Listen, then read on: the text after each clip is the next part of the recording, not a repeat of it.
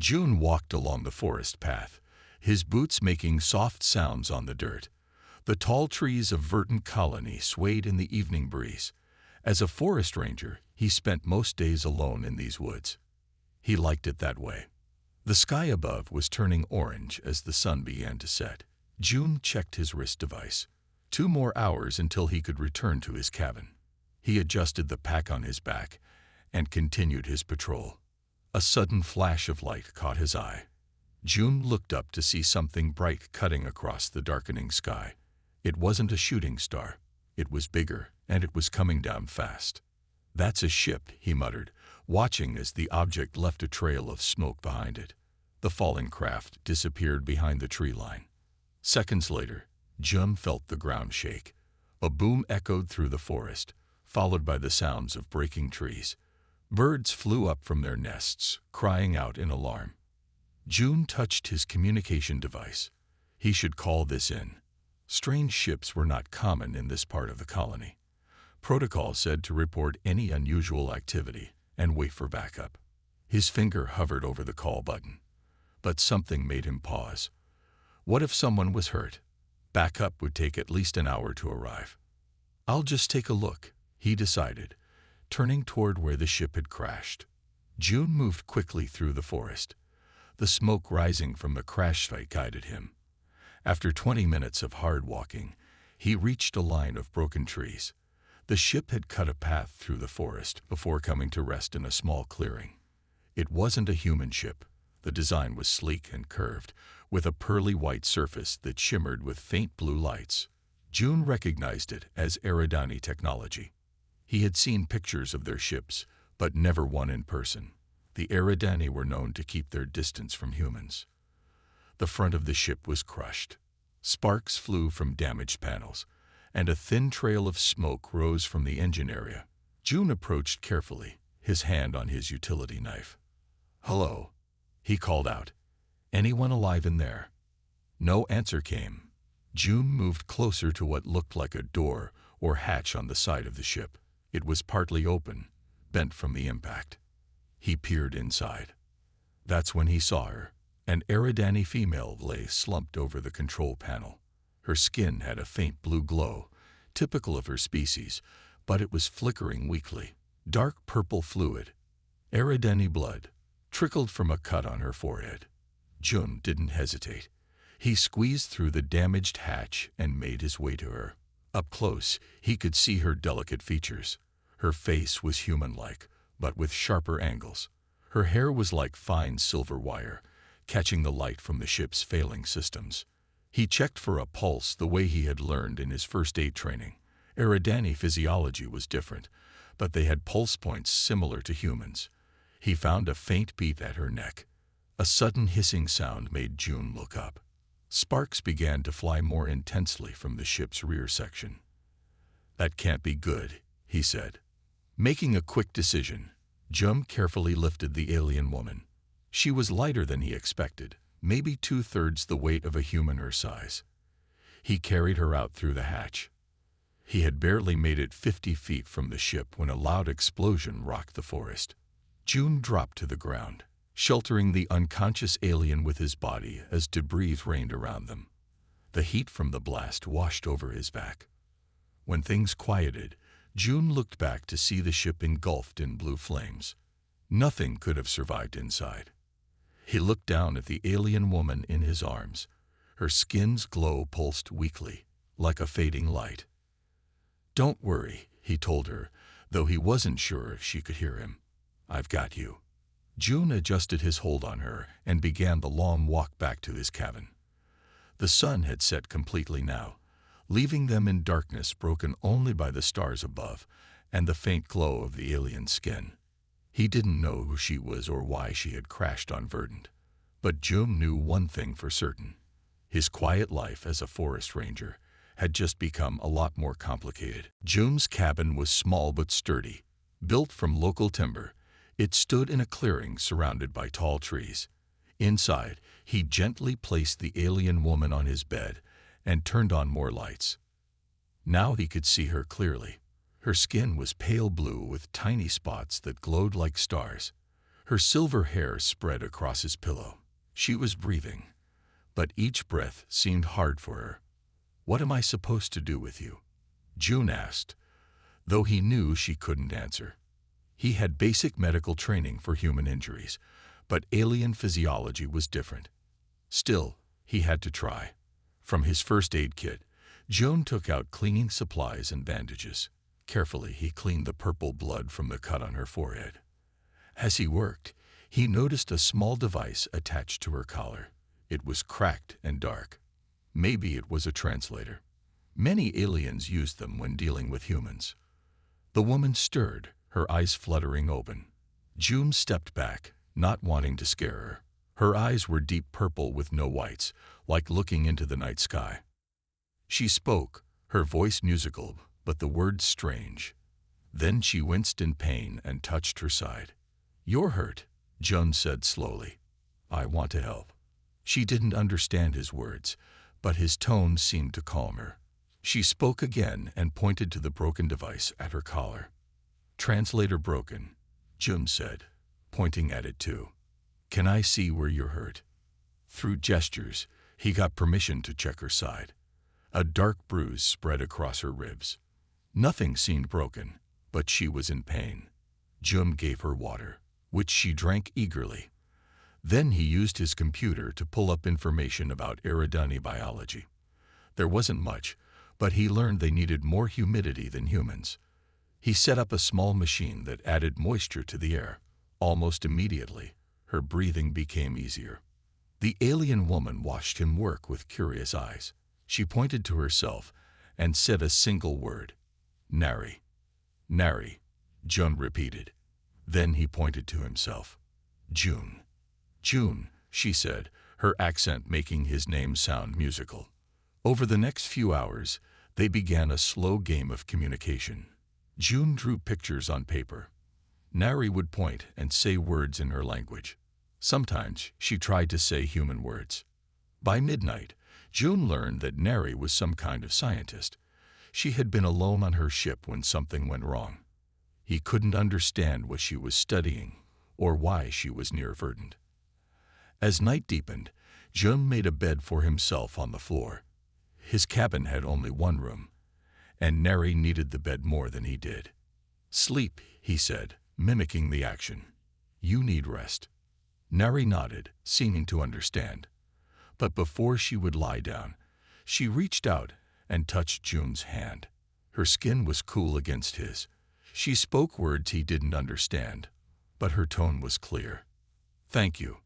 The next morning, June woke to find Neri studying his books. She had found his plant guide and was flipping through it with great interest. When she noticed him awake, she pointed excitedly at a picture of a blue flower, then made gestures as if she was looking for something. "You want to find this plant?" June asked. Neri nodded eagerly. June scratched his head. He should report finding Neri to his bosses. The proper thing would be to take her to the colony center, but something held him back. The way she looked at that plant book seemed important. After breakfast, he decided, pointing to his mouth, and then the stove where he would cook. As he prepared food, June wondered what he had gotten himself into. His quiet life had suddenly become complicated. Yet watching Nari's face light up with interest as she studied his books, he couldn't bring himself to regret rescuing her. Outside the cabin window, the morning sun rose higher. Somewhere up there, someone might be looking for Nari. June had a feeling their peaceful morning wouldn't last long. A week passed quickly. Each day, June and Nari got better at talking to each other. Nari learned more human words, and June picked up some Eridani phrases. Without a working translator, they created their own way to communicate using simple words, drawings, and hand signs. Nari's injuries were healing well. The cut on her head was almost gone, and she could move without pain in her side. She helped June around the cabin, curious about everything human. One morning, as they ate breakfast, June's communication device buzzed loudly. This was unusual. The colony center rarely contacted rangers directly. "Ranger Station 17, "This is colony control," a stern voice said. "Respond immediately." Jun picked up the device. "This is Ranger June at Station 17. What's the situation?" "We have an Eridani ship in orbit. They say they're looking for one of their people. A research ship crashed in your area last week. Did you see anything?" June looked at Neri, who was watching him with worried eyes. She might not understand all the words, but she clearly knew the call was about her. "Yes," Jun said carefully. "I found a crashed ship. It was destroyed in an explosion. I didn't report it yet because—" He paused, not sure what to say. "Because what, Ranger?" the voice demanded. "Because I found a survivor. An Eridani female. She was injured, but is recovering at my station." There was a long silence. Then, why wasn't this reported immediately? Her translator was broken. "We've had communication problems. I was waiting until she could explain what happened." More silence. Then a new voice came on, smooth and cold. "This is Commander Taiho of the Eridani Security Force. You have one of our citizens. Prepare her for immediate pickup. We will send a shuttle to your coordinates." June saw Neri's face change. At the sound of Taiho's voice, her skin lost its healthy glow and turned a dull gray. She shook her head hard and made a cutting motion across her throat. "Understood," June said to the device. "How soon will you arrive?" 2 hours. Have the researcher ready." Taiho out. The connection ended. June put down the device and looked at Neri. "You heard that?" he asked. Neri nodded. "Taiho," she said, and made a gun shape with her hand. "Bad. Very bad." June was surprised by how clear her meaning was. "He wants to hurt you." Neri nodded again. She went to the plant book and pointed to the blue flower she had shown interest in before.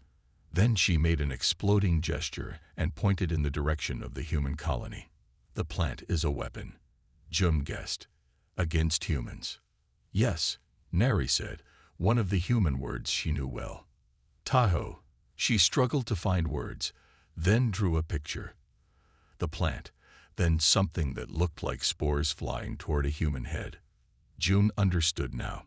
"You found out about this plant. You're not just a researcher. You're running from them." Neri's eyes filled with tears, but she nodded. June made his decision quickly. "We have to leave. Now. Before they track my communication signal." He grabbed his emergency pack and began filling it with food, water, and supplies. Neri helped, her movements fast and sure despite her recent injuries. Outside the cabin, the morning was bright and clear. In 2 hours, an Eridani shuttle would land here. But June and Neri would be long gone, deep in the forest where sensors couldn't find them easily. As they left the cabin, June looked at the woman beside him. A week ago, she had been a stranger from another world. Now he was risking his job, and maybe his life to protect her. "This way," he said, pointing to a hidden trail that led into the densest part of the forest. Neri touched his arm and spoke softly in her language. Though he didn't understand the words, her meaning was clear. "Thank you for believing me." Together, they disappeared into the trees as the shadow of an Eridani ship passed over the distant horizon. June and Neri walked through the forest for hours. The thick trees hid them from ships that might fly overhead. June led them to a small cave he knew about.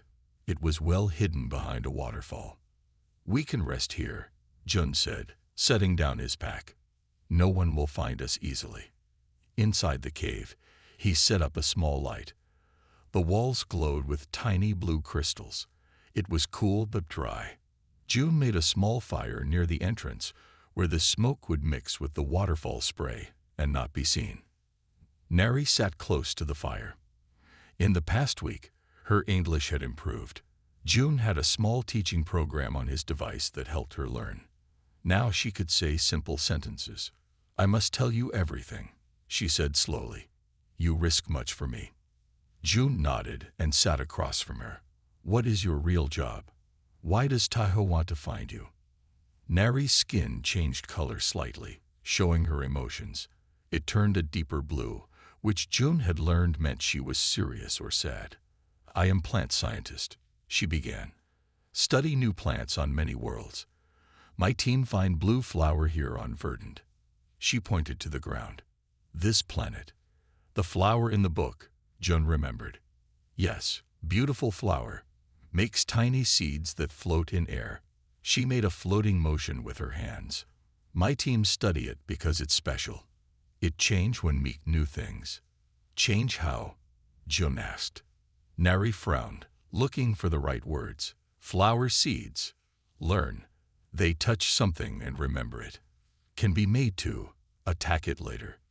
June began to understand. Someone wants to use this to attack humans. "Yes." Nari's voice was firm now.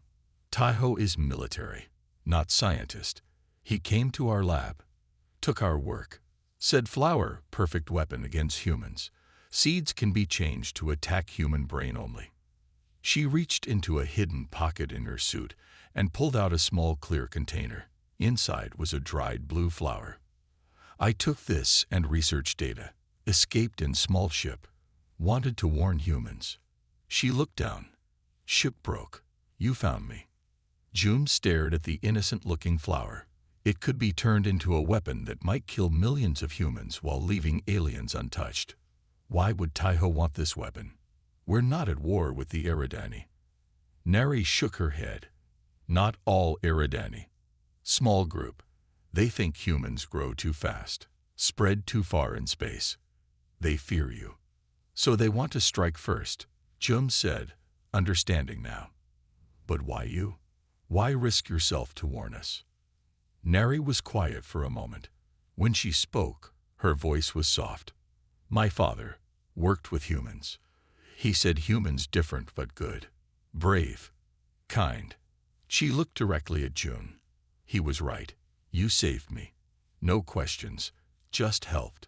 A beeping sound came from June's pack. He pulled out his scanner device. It showed movement 3 miles away, heading toward them.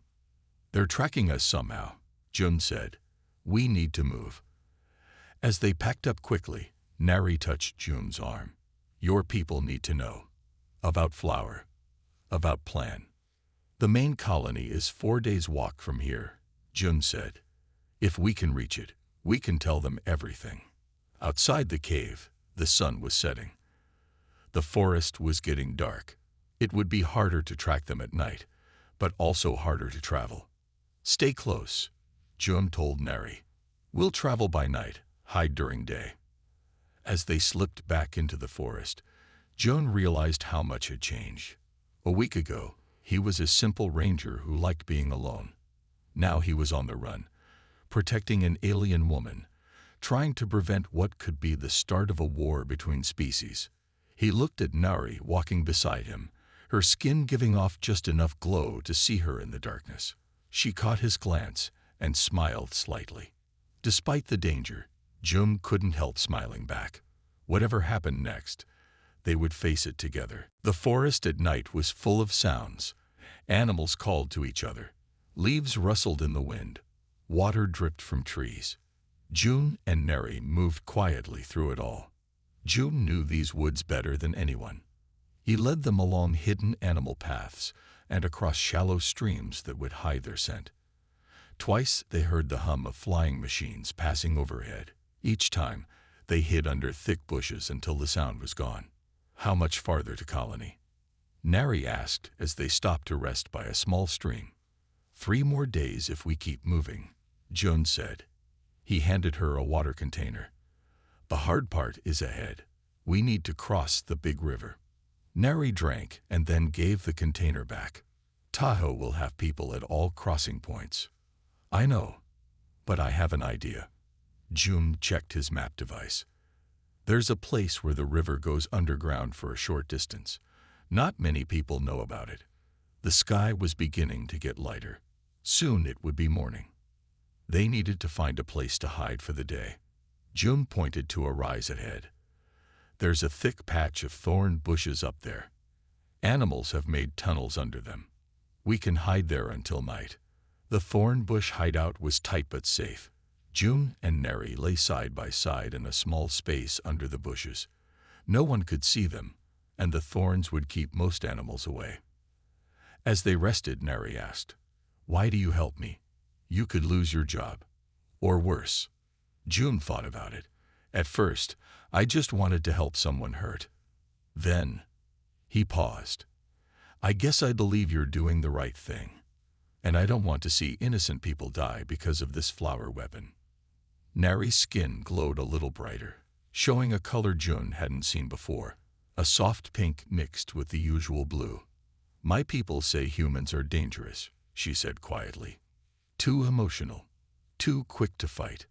But they don't see this side of you, the kindness." "We can be both," June admitted. "Humans fight hard when we need to, but we also care hard." They were quiet for a while. The day grew warmer. Insects buzzed around the thorn bushes. "Tell me about your home," June said, curious about her world. Neri described a planet with 3 moons and vast cities built in spiral shapes. Her people lived in harmony with nature, building around trees instead of cutting them down. It sounded beautiful and peaceful. "What about family? Do you have family waiting for you?" June asked. "My father died 2 years ago. Mother lives in Science City. No mate. No children." Neri looked at June. "You?" "No family here on Verdant. Parents are on Earth. I came here to be alone. I like the quiet." He smiled. "Well, I did until a few days ago." Neri made a sound that June realized was a laugh. It was musical and light. He found himself smiling more. Suddenly, they heard voices, human voices. June put his finger to his lips. Neri froze. "The ranger can't have gone far," a man said. "Commander Tahoe wants him, and the Eridani female found today." "Why are our people helping aliens hunt a human?"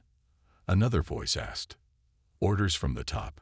They say she stole important research. It's a diplomatic issue now." The voices came closer. June could see boots through the small gaps in the bush. If either of them moved or made a sound, they would be discovered. Neri's hand found June's in the darkness of their hiding place. Her cool fingers wrapped around his warm ones. They held onto each other, barely breathing, as the search party moved slowly past their hiding spot. Minutes passed like hours.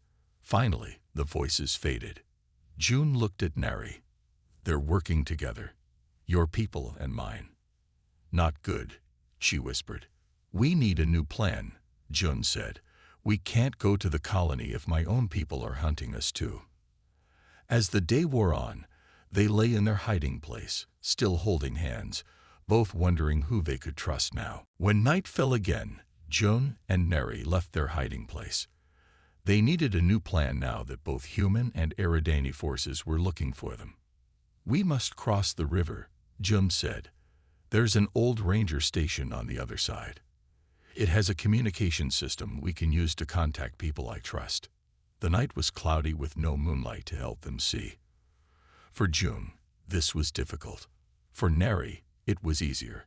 Her eyes could see better in the dark. "This way," she said, guiding him when he stumbled. "I will help you like you helped me." They walked for hours. The sound of the river grew louder. By early morning, they reached the bank. The water rushed fast below them, wide and dangerous. "The underground crossing is half a mile that way," June pointed. "We should reach it by." A bright light suddenly hit them. A voice called out through a speaker, "Do not move. You are surrounded." 4 Eridani soldiers stepped into view.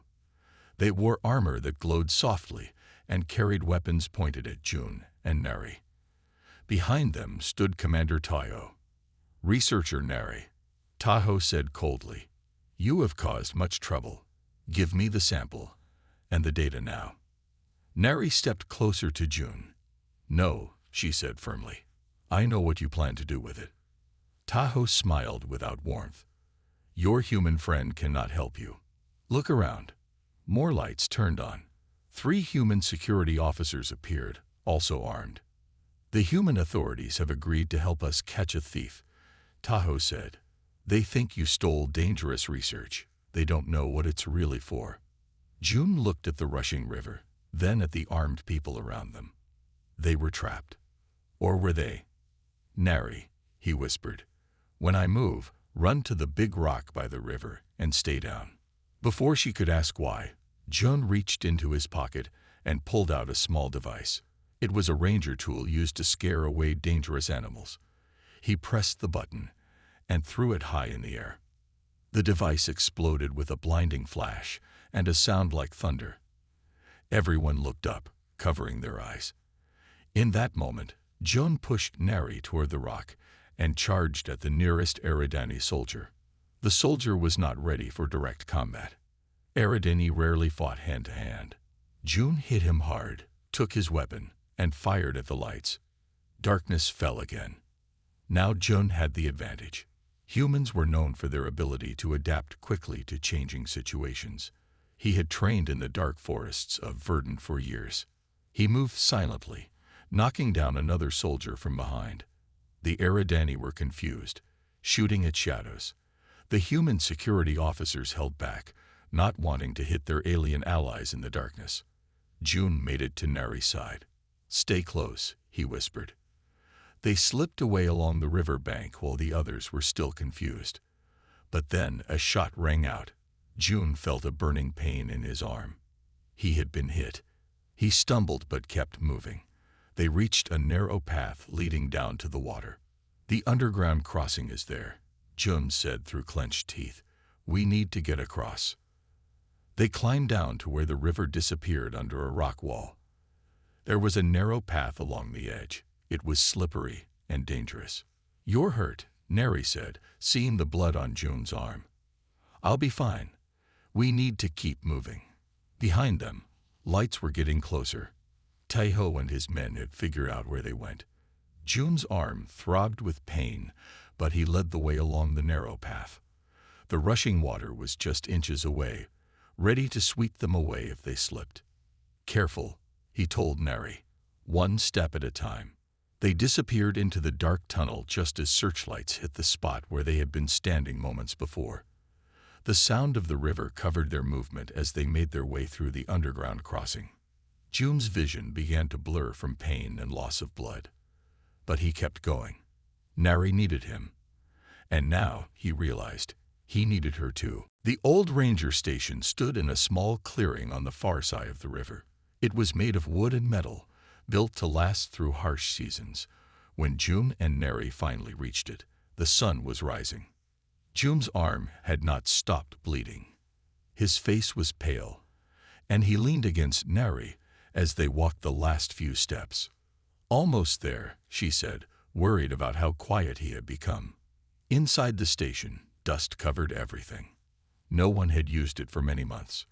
Nary helped June to a chair and looked for something to treat his wound. She found an old first aid kit in a cabinet. Using what she knew about human biology, she cleaned and bandaged his arm. "Thank you," June said weakly. "You're getting good at helping humans." Nary smiled. "You helped me first." While June rested, Nary explored the station. She found the communication system June had mentioned. It was old but seemed to work. "Who can we call?" she asked. "Who will believe us?" June thought for a moment, then sat up straighter. "Commander Han, my old military teacher. He never liked politics. He will listen to our story." With Nary's help, June set up the communication system. It took several tries, but finally a deep voice answered. "This is Commander Han, who is breaking security protocol to use this channel. Commander, it's June from Ranger Station 17. I need your help." There was a pause. Then, "June, everyone is looking for you. They say you kidnapped an alien researcher."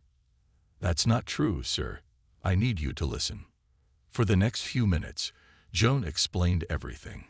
Finding Nary, learning about the weapon, and being hunted by Tahoe. Nary added details when needed, her English much better now. When they finished, Commander Han was quiet for a long time. "This is a serious claim," he said finally. "Do you have proof?" Nary spoke up. I have the flower sample and research data. It shows how the flower can be changed to target human brain patterns only. If what you say is true, this could start a war, Han said. I need to see that proof. They made a plan. Han would come to the old station alone the next day. If he believed them, he would help get their evidence to the right people. After the call ended, Jun's strength failed. He had lost too much blood. Nari helped him to a small bed in the corner of the station. Rest now, she said. I will watch for danger. As the day passed, Nari cared for Jun. She found food in the station's emergency supplies. She made sure his bandage stayed clean. When his skin felt hot with fever, she placed cool cloths on his forehead. By evening, Jun was feeling a little better. He watched Nari move around the cabin, now so different from the injured alien he had found a week ago. Nari, he said softly, why did you really help warn humans? You risked everything. Nari sat beside his bed. I told you about my father. He worked with humans, but I didn't tell you how he died. Her skin darkened with sadness. He was killed by people like Tahoe, people who hate anything different. She took Jun's hand. Her cool fingers felt good against his warm skin. When I found you, hurt and alone, Jun said, I just wanted to help. I didn't think about you being alien. You were just someone who needed help. And when you were shot, Nari said, I didn't see a human. I saw someone She paused, searching for the right word. Jun looked into her purple eyes. Someone you what? Before she could answer, a red light flashed on the communication system. An emergency signal. Warning to all ranger stations, the voice said.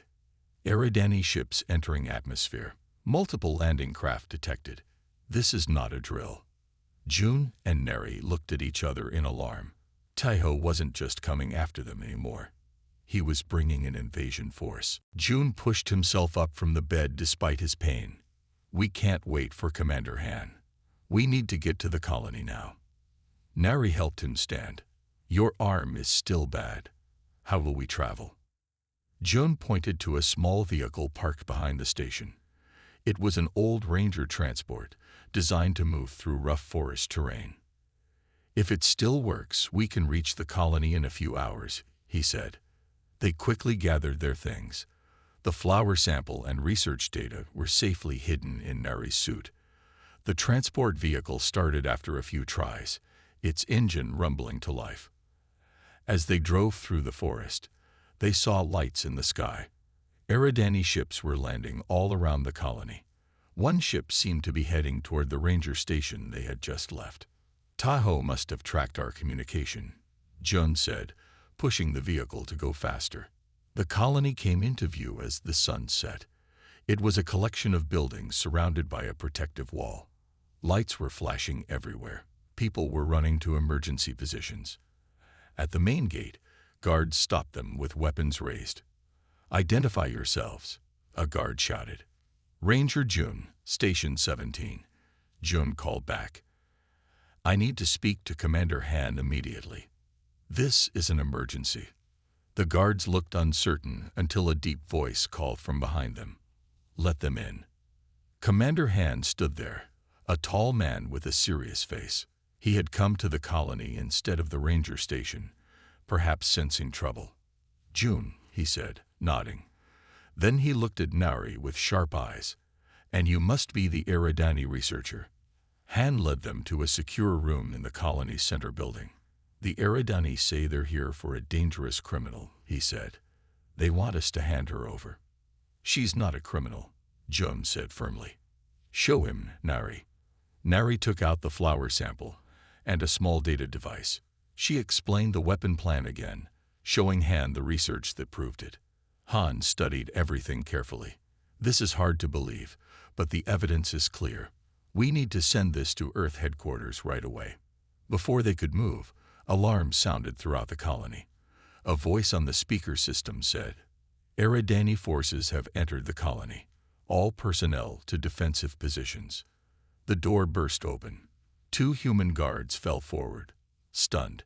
Behind them stood Tahoe and 4 Eridani soldiers. "Thank you for gathering in one place," Tahoe said coldly. "It makes my job easier." Han reached for his weapon, but the soldiers were faster. Soon Jun, Nari, and Han were disarmed and seated at a table, guards watching their every move. Tahoe picked up the flower sample. "All this trouble for such a small thing. Why are you doing this?" Jun asked. "We're not enemies. Our people have been at peace for years." Tahoe looked at him with cold eyes. "Peace, while humans spread across the galaxy, taking more and more worlds. You breed so quickly, consume so much. Some of us see the threat you pose. So you'll kill millions of innocent people." Jun's voice rose in anger. "That's not defense. That's murder. It's survival." Tahoe snapped. "Your kind would do the same." Nari spoke up. "No, I've seen what humans are like now. Jun could have left me to die. He could have turned me in. Instead, he helped me, risked everything for someone not even of his species. This human is an exception," Tahoe said dismissively. "He is not," Han said. "Any of my soldiers would do the same. It's who we are. Yes, humans can be dangerous when threatened, but we're not your enemy unless you make us one." Tahoe laughed without humor. "Fine words, but they won't stop what's coming." Just then, one of the Eridani soldiers stepped forward. "Commander Tahoe, is this true? Are we planning to use the flower as a weapon against all humans?" Tahoe turned in surprise. "Return to your position, soldier." But the soldier looked at Nari, then at Jun. "I joined to protect our people, not to start a war, not to kill innocent beings." Another soldier lowered his weapon slightly. Doubt showed on his face. Tahoe saw his control slipping. He pointed his weapon at Jun. "Enough talk. I'll finish this now, starting with the human who caused all this trouble." Nari moved without thinking. She jumped in front of Jun just as Tahoe fired. The shot from Tahoe's weapon hit Nari in the shoulder. She fell back against Jun, her skin turning a pale gray. Before Tahoe could fire again, the Eridani soldier who had questioned him moved quickly, knocking the weapon from his commander's hand. "This ends now," the soldier said. In the confusion, Han grabbed a weapon and stood. "Everyone stay calm," he ordered in a strong voice that made everyone freeze. More human guards rushed into the room. They quickly took control of the situation, disarming Tahoe and his loyal soldiers. Jun held Nari gently. "Get a doctor," he shouted. "She needs help." The next few hours were a blur. Doctors worked on Nari's wound, while Jun waited anxiously outside the medical room. Han organized security for the colony and sent urgent messages to Earth about what had happened. Eventually, a doctor came out to speak to Jun. "She'll be okay," he said. "Eridani heal quickly. She's asking for you." Jun found Nari sitting up in a medical bed. Her skin was still pale, but the healthy blue glow was slowly returning. When she saw him, she smiled. "You saved me again," she said softly. Jun shook his head. "No, you saved me this time." They talked quietly until Commander Han entered the room. His face was serious but calm. "Good news," he said. "Earth has responded to our report. They've contacted the Eridani government directly. It seems Tahoe was acting without official approval. His plan was not supported by most Eridani leaders." "What happens now?" Jun asked. "Joint peacekeeping forces are on the way. Tahoe and his loyal followers will face charges from both our peoples." Han looked at Nari with respect. "Your evidence was very convincing. You're being called a hero by both humans and Eridani." Nari looked surprised. "My people know what I did." "Yes, there are many who believe as your father did, that our species should work together, not fight." Han smiled slightly. "In fact, your actions may have done more for human-Eridani relations than years of official diplomacy." 3 days later, a large ship arrived at the colony. It carried officials from Earth and Eridani. Among them was Nari's mother, who rushed to hug her daughter when they met. In a formal ceremony, Both June and Neri were honored for their courage. The blue flower was taken to a secure research facility where it would be studied safely by scientists from both species. After the ceremony, June and Neri walked in the colony's small garden. Neri's shoulder was healing well. June's arm still needed time, but he could move it again. "What will you do now?" June asked. "Will you go back to your world?" Neri looked up at the stars appearing in the evening sky. "I'm not sure. The officials have asked me to help with new diplomatic efforts. They think my story can help build trust between our peoples." "That sounds important," June said, trying to hide his disappointment. Neri turned to him. "They asked for you too. They want us both to share our experience, to show that humans and Eridani can work together, can care for each other." June's heart beat faster. "I'm just a forest ranger. I don't know anything about diplomacy. You know how to help someone different from you, how to trust, how to be brave." Neri's skin glowed with warm colors. "That is what diplomacy needs most. If we did this," June said carefully, "we would be working together. Yes, for a long time, I hope." Neri reached out and took his hand. "It will not be easy. Our worlds are very different. But we have shown that differences can be overcome." June looked at their hands together, his tan human skin against her blue Eridani glow. A week ago, he had been alone in the forest, happy with his quiet life. Now everything had changed. "I think I'd like that," he said, smiling at her. A new beginning. Above them, the stars of both their worlds shined in the night sky. Whatever challenges lay ahead, they would face them together, proof that understanding and love could bridge even the gap between different worlds.